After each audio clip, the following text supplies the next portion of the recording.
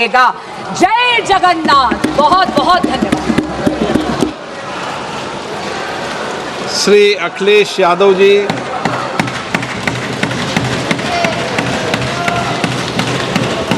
अध्यक्ष महोदय मैं आपका धन्यवाद देना चाहता हूं कि इस महत्वपूर्ण विषय पे मुझे बोलने का मौका दे रहे हैं।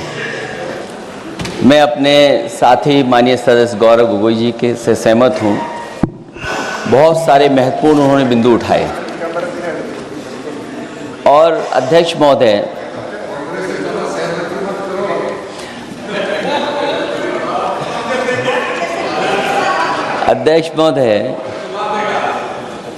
मुझसे ज़्यादा मेरे रिश्ते शायद हमारे विपक्ष के लोग ज़्यादा जान रहे हैं और जितना विपक्ष के लोग नज़र रखेंगे मैं समझता हूँ उतना रिश्ते और मजबूत हो जाएंगे। अध्यक्ष महोदय, मैं आंदोलन को बहुत दूर से देख रहा था और उस आंदोलन में जो जीत के बाद नारा लगा, एक नारा लगा अध्यक्ष महोदय, सरकार के खिलाफ नारा लगा कि सरकार को ये अहंकार था कि सरकार झुकती नहीं है, लेकिन उन्हीं नई पीढ़ी के लोगों ने ये वो नारा दिया कि झुकाने वाला चाहिए, सरकार भी झुकती है और सरकारों को झुकाना भी नौजवानों को आता है। सरकार झुकी और स्वीकार किया उन्होंने। जो करोड़ों नौजवान जो मांग कर रहे थे कि सबसे पहले जो मंत्री जी हैं वो इस्तीफा दें, और बिंदु दूसरे अलग हैं जो हम लोगों को जानकारी में मिल रहा है। अध्यक्ष महोदय, सरकार हर विषय पे स्वीकार किया है, लेकिन पता नहीं अध्यक्ष महोदय ये बात समझ में नहीं आ रही है कि सदन में उन आश्वासनों को क्यों नहीं रख रही है सरकार जो सहमति बनी है। और उसके बाद अध्यक्ष महोदय हम लोगों ने देखा कि जब मंत्री जी लौटे हैं, मंत्री नहीं रहे, उसके बाद सदन के बाहर उनका स्वागत किया गया। अध्यक्ष महोदय, जो स्वागत हुआ उसके लिए हमें कोई शिकायत नहीं है, लेकिन माननीय सदस्यों को कितनी बड़ी राहत मिली होगी, कितने बड़े संकट से बचाया उन्होंने। एक प्रधान जी को हटा करके प्रधानमंत्री बचा लिया आपने। और ऐसा अध्यक्ष महोदय आंदोलन किसी ने नहीं देखा जिस आंदोलन में नई पीढ़ी के लोग, कम उम्र के लोग निकल करके आ गए और जो नारे दिए गए।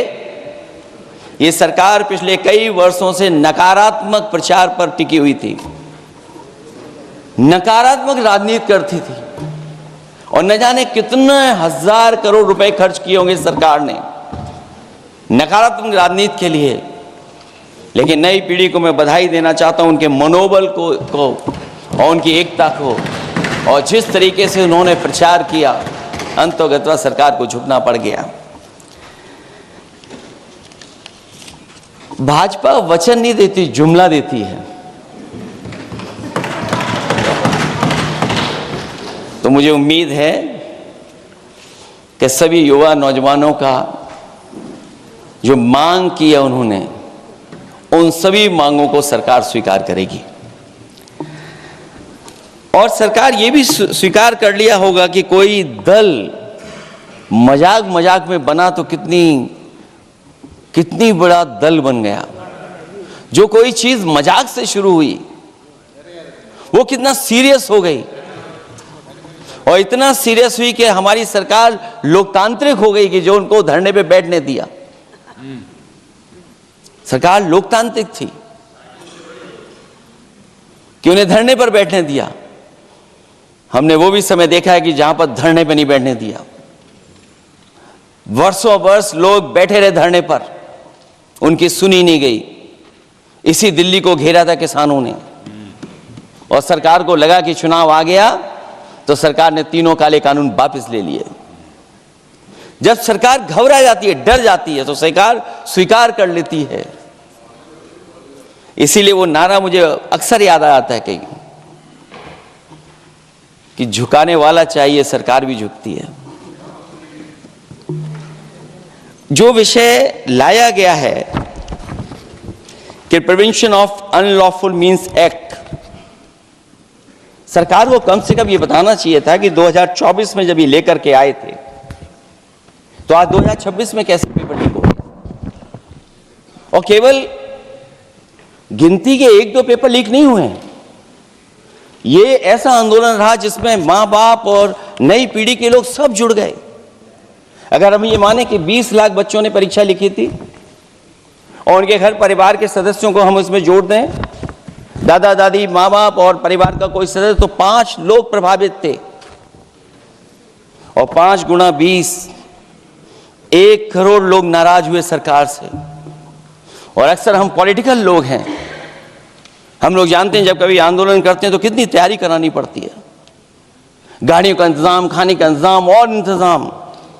लेकिन ये पहला आंदोलन देखा कि जिसमें माँ बाप भी जुड़ गए और कहा कि जाओ बच्चों आंदोलन करो, हम आपके साथ हैं। ये पहला आंदोलन ऐसा देखने को मिला है। और केवल दिल्ली में नहीं हुआ ये, केवल दिल्ली में नहीं हुआ ये। अगर ये बात गलत है, अगर ये बात अध्यक्ष महोदय गलत लग रही है तो देश के होम मिनिस्टर साहब को ले आइए, वो सब एक्सप्लेन कर देंगे।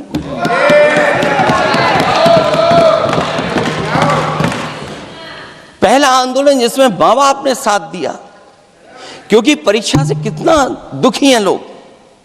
ये जो परीक्षाएं लीक हुई हैं, कई महीनों पहले ये किताब बना दी थी। और अध्यक्ष महोदय, जो लोग चढ़ावा चोरी नहीं बचा पाए, वो पेपर लीक कैसे बचा पाएंगे। जो भगवान के दरबार से दान गायब हो गया, दान चला गया, वो लोग पेपर लीक बचाएंगे।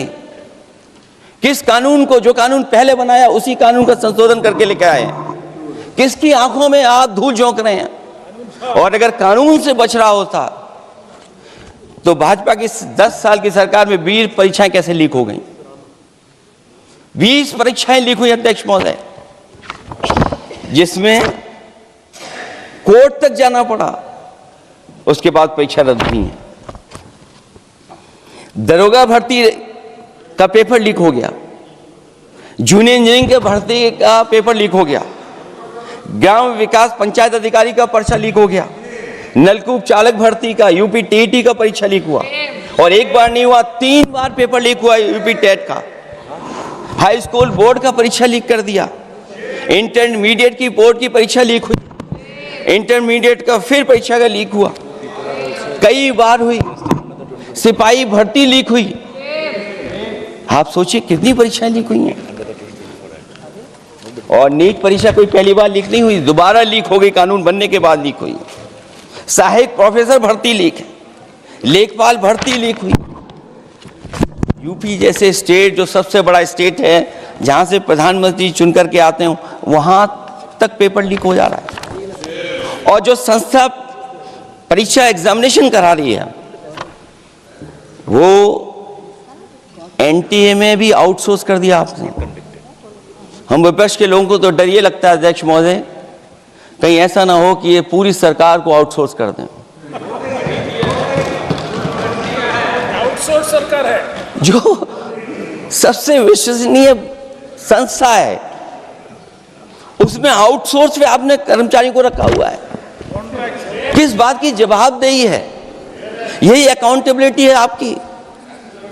कहीं अकाउंटेबिलिटी ये तो नहीं है, आप अकाउंटेबिलिटी को ये कहीं समझ बैठे हों कि अकाउंट को भर दे वो एबिलिटी वाला ही हमें चाहिए। कहीं वो अकाउंटेबिलिटी तो नहीं है। आप बताइए, एनटीए को आउटसोर्स किया हुआ है आपने। जिस संस्था की जिम्मेदारी है महत्वपूर्ण परीक्षा कराने की, उसमें सब आउटसोर्स। और ये सच कहा कि कांग्रेस पार्टी के हमारे सदस्य ने मांग की है कि वो हम लोगों को पता होना चाहिए आखिरकार कौन लोग थे जो आउटसोर्स होकर के बैठ करके परीक्षा में इस तरह की घोटाला कर रहे थे। आखिरकार जवाबदेही क्या है, किसकी थी? और फिर केवल नीट की परीक्षा की बात करें और परीक्षाओं की बात करें, अगर हम अध्यक्ष महोदय, जब से सरकार बनी है तब से सरकार की कोशिश रही है कि शिक्षा, परीक्षा और यूनिवर्सिटी का ताना बाना पूरा ध्वस्त हो जाए, उसको एक रंगी बना दें हम, उसमें अंडरग्राउंड अनरजिस्टर्ड लोग शामिल हो जाएं। ये पिछले जब से भारतीय जनता पार्टी की सरकार आई है तब से हो रहा है। और फिर शुरुआत कहां से होती है? क्योंकि आप नहीं चाहते कि देश के गरीब लोग पढ़ें लिखें आगे बढ़ें। सरकार ने सबसे पहले हमला किया प्राइमरी स्कूल पर, और प्राइमरी स्कूल कितने बंद किए हैं आपने? जहां से बच्चे की शिक्षा की यात्रा शुरू होती है। एक गरीब परिवार का बेटा, बच्चे कहां से पढ़ करके निकलते हैं? सबसे पहले प्राथमिक शिक्षा सरकारी स्कूलों से पढ़ करके निकलते हैं। हमारे बहुत सारे माननीय सदस्य होंगे, वो उन्हीं प्राथमिक विद्यालयों से पढ़ करके आज इस सदन तक पहुंचे होंगे। आपने सबसे पहले स्कूलों पे हमला किया, और प्राइमरी से लेकर के नौकरी तक पे आपने हमला किया है। युवाओं के भविष्य पर आपने चोट पहुंचाने का काम किया है। और जो प्राइमरी स्कूल जो आपने बंद किए हैं, वो इसीलिए बंद किए हैं आपने कि पिछड़े, दलित और गरीब के वर्ग के परिवारों के बच्चे पढ़ लिख न जाएं। क्योंकि आज भी अगर हम देखते हैं प्राइमरी स्कूल में कौन पढ़ने जा रहा है? सबसे समाज के गरीब परिवार के बच्चे पढ़ करने जा रहे हैं।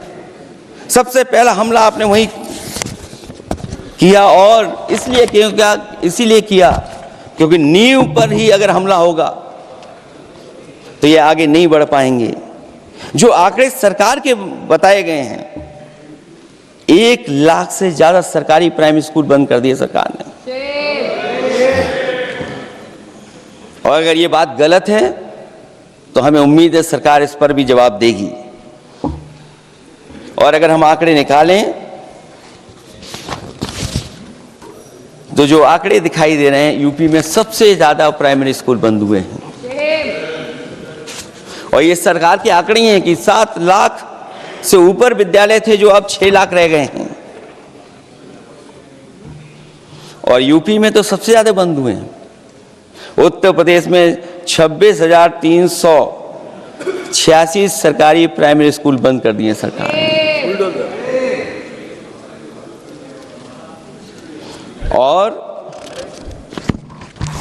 केवल प्राइमरी स्कूल बंद नहीं किए हैं, नौकरी पे भी हमला किया है। 69,000 शिक्षक भर्ती को लेकर के बड़े पैमाने पर घोटाला किया गया, और घोटाला इतना बड़ा है कि वो सभी कोर्टों में गए हैं और पिछले कई वर्षों से आंदोलन कर रहे हैं। कोई स्थान नहीं बचा अध्यक्ष महोदय जहां पर वो शिक्षक भर्ती के लोग न गए हों। मंत्रियों के यहाँ गए हैं, आंदोलन किया है, हाई कोर्ट गए हैं, सुप्रीम कोर्ट गए हैं। लेकिन देखिए सरकार भी कमाल की है कि सरकार उनको नौकरी नहीं देना चाहती, और इसलिए नौकरी नहीं देना चाहती है क्योंकि उन्हें भर्ती गलत की है। और भर्ती में जिन लोगों का अधिकार छीना है वो सबसे ज्यादा पिछड़े और दलित परिवार के बेटे, जिनका अधिकार इस सरकार ने छीना है। और ये अगर बात नहीं ठीक है तो हमें उम्मीद है कि सरकार इसका भी जवाब देगी। माध्यमिक स्कूलों को भी बंद किया जा रहा है, और बड़े पैमाने पे स्कूल बंद हुए हैं। और जो बोर्ड की परीक्षाएं लीक हुई हैं, पूरे देश में बड़े पैमाने पर बोर्ड परीक्षाओं के पेपर लीक किए गए हैं। अध्यक्ष महोदय, हम जानना चाहते हैं कि आखिरकार 10वीं और 12वीं के पेपर लीक क्यों हो रहे हैं? 10वीं और 12वीं के पेपर लीक क्यों हो रहे हैं? इसके लिए अगर कोई सरकार के पास जवाब हो तो बताएं।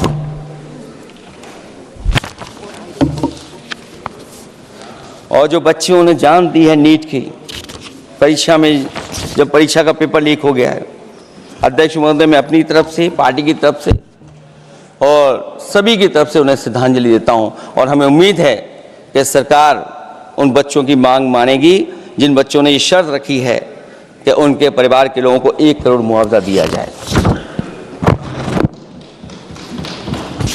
जब उच्च शिक्षा में जिस तरीके से भर्ती हो रही है, अध्यक्ष महोदय, जो उच्च शिक्षा की भर्ती है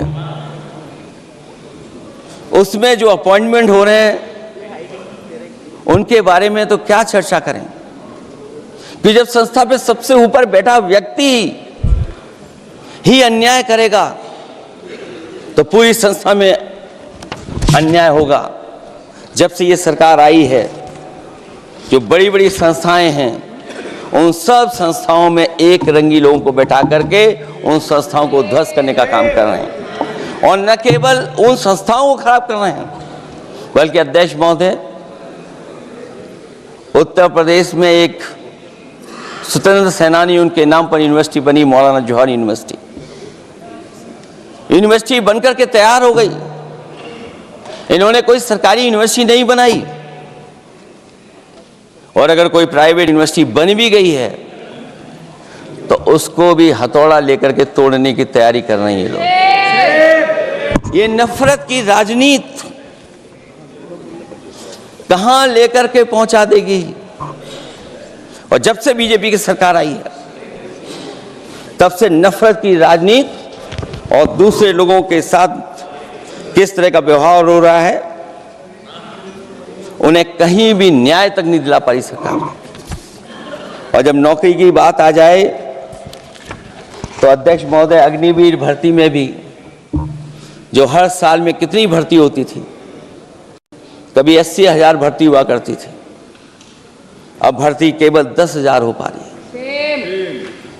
आखिरकार अध्यक्ष महोदय, सरकार नौजवानों की पढ़ाई और नौकरी पे हमला क्यों कर रही है,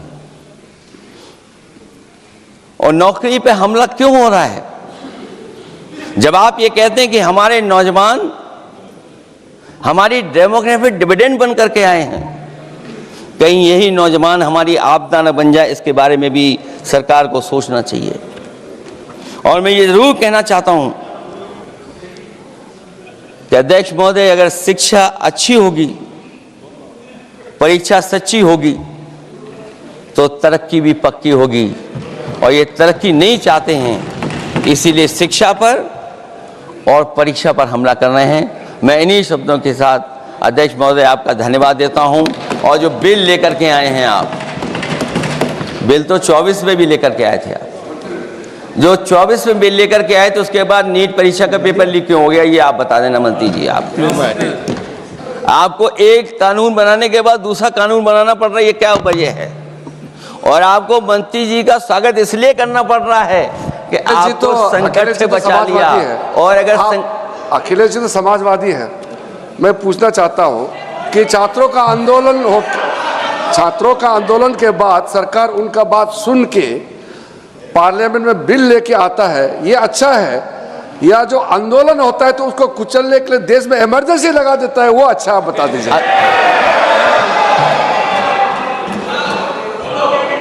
अध्यक्ष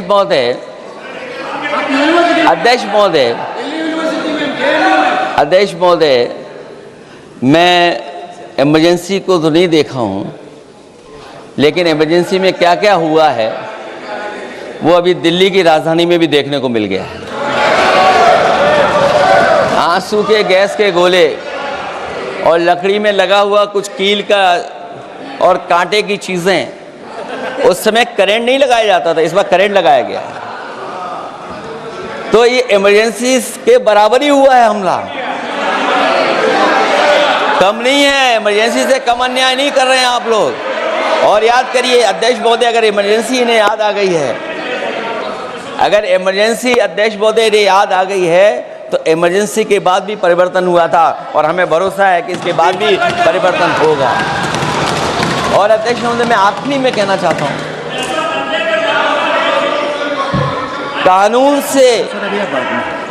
से नहीं, नियत साफ होगी तब नीट का परीक्षा साफ होगी। सवाल कानून का नहीं है, आपकी नियत साफ नहीं है। और जिस समय आपकी नियत साफ होगी तो परीक्षा भी साफ हो जाएगी। और हमारे साथी जो कुछ और बातें उठा रहे हैं, आज मौका नहीं है आज मौका नहीं है, लेकिन आपको भगवान भी माफ नहीं करेंगे क्योंकि आप चढ़ावा चोरी में शामिल हुए हैं। और चढ़ावा ही नहीं, जो गुप्त दान था वो भी चोरी हुआ है, गुप्त दान। और ये पाप की श्रेणी में नहीं आता है, महापाप की श्रेणी में आता है।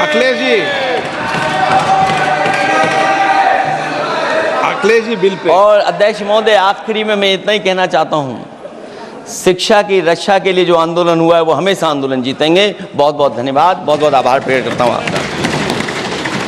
श्री अभिषेक बनर्जी।